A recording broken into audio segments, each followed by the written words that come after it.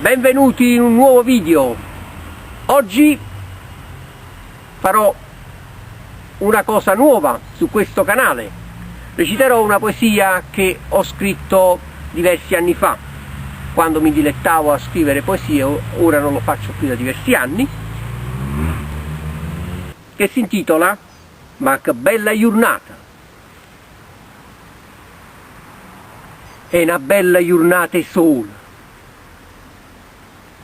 il cielo è azzurro con poche nuvole, cantano felice l'uccello,